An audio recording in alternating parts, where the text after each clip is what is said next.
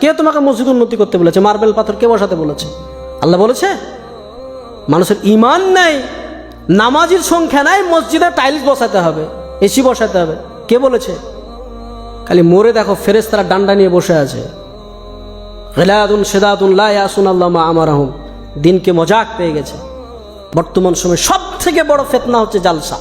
আর জালসাতে যারা মাদ্রাসার কমিটি পক্ষ, দাড়ি চাচা, সুদখোর, বেনামাজি, যার ইসলামের ন্যূনতম ধারণা নেই, ও বক্তা সিলেক্ট করছে, বলছে অমুক বক্তাকে নিয়ে এসো, বিশাল ভাইরাল বক্তা, ওকে নিয়ে আসলে লোক হবে আর আদায় বেশি হবে, আমাদের মাদ্রাসা ভালো চলবে।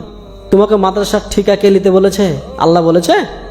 আজকে মাদ্রাসাগুলোকে ভিক্ষার জায়গা।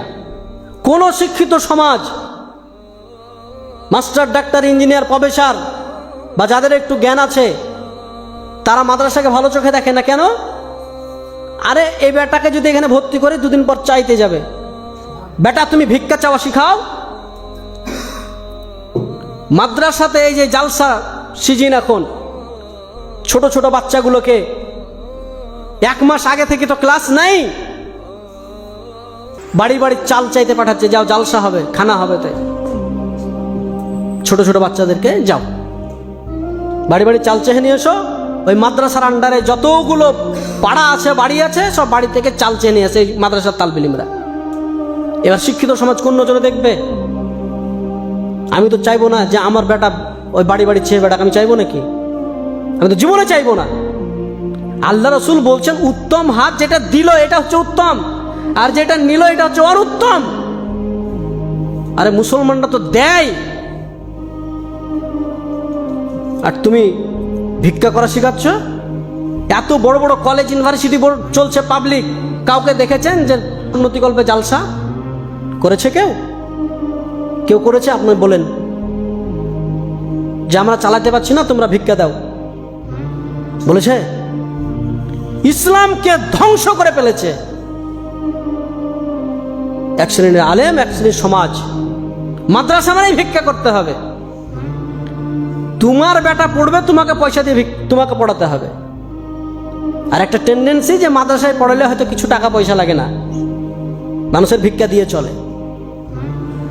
এই টেন্ডেন্সি আপনাকে উড়াতে হবে।